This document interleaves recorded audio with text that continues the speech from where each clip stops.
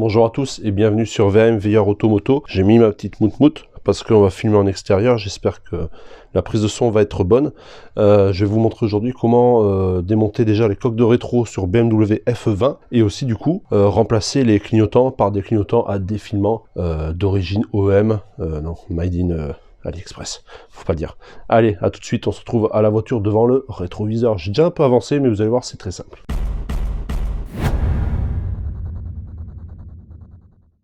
Voilà, donc comme je vous disais, on se retrouve devant le rétroviseur de la F20. Donc j'ai déjà démonté la vitre. En fait, la vitre, c'est très simple à faire.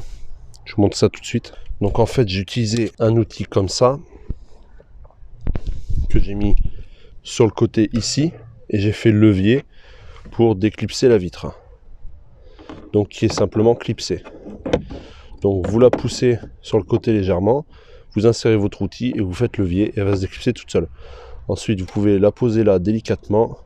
Si vous faites gaffe, il n'y a aucun risque de rayure. Ensuite, il y a 3 clips, ici, ici et là. Il faut venir les pincer comme ça, les pousser. Et en même temps que vous poussez avec votre levier, il faut, avec votre outil, il faut pouvoir faire le levier comme ceci. Voilà, là on sent que je l'ai déclipsé. On va faire pareil en haut maintenant. Celui du haut est très peu accessible.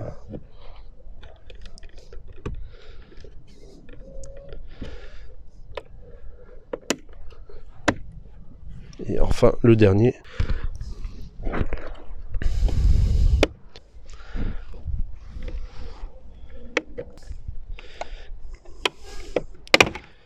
Donc voilà, la coque est démontée.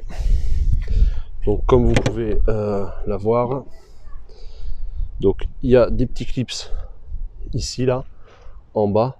Donc une fois que vous êtes comme ça, que vous êtes en train de l'enlever, il faut la faire un peu basculer comme ça pour la faire venir. Donc cette coque est maintenue uniquement avec les 3 clips qu'on vient de voir à l'intérieur, donc qu'on peut retrouver ici, ici et là. Donc pour changer le clignotant à défilement, on va devoir dévisser 2 vis, celle-ci et celle... non, c'est tout, que celle-ci, pardon.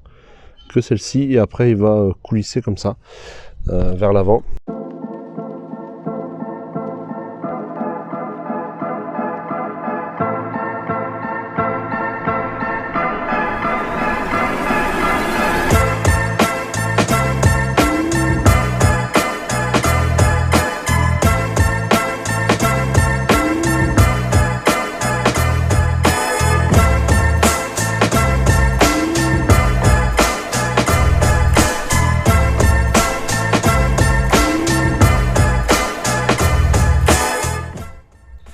Donc voilà la référence.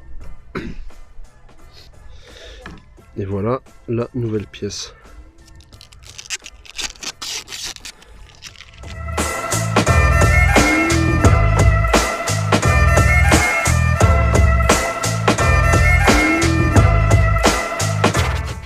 Alors donc finalement, j'ai dû dévisser toutes les vis que vous voyez autour, pour que cette partie-là se désolidarise un petit peu de l'ensemble, ce qui m'a permis de l'avancer pour retirer l'ancien clignotant.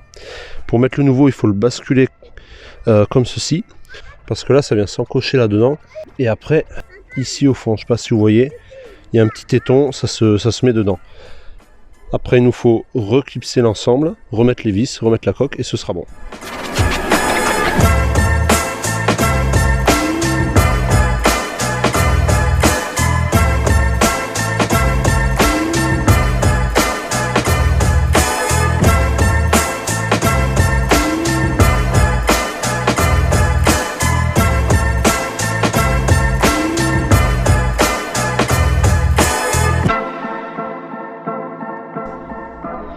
Donc on est sur du petit Torx, du T10, comme vous pouvez voir.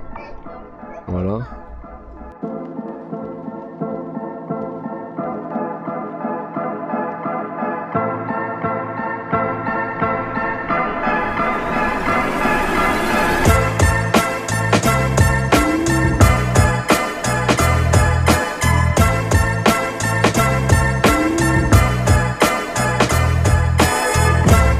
Et je trouve que ça fait beaucoup plus sobre et classe en noir que en blanc comme avant.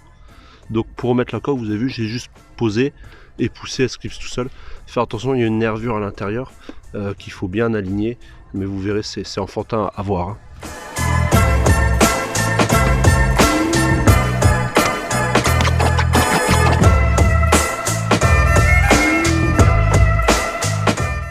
Donc je trouve déjà que non seulement c'est joli, mais je trouve qu'en plus c'est sécuritaire parce que ça se voit mieux que les anciens. Vous remarquez le vert de la Jaguar qui est magnifique. Regardez.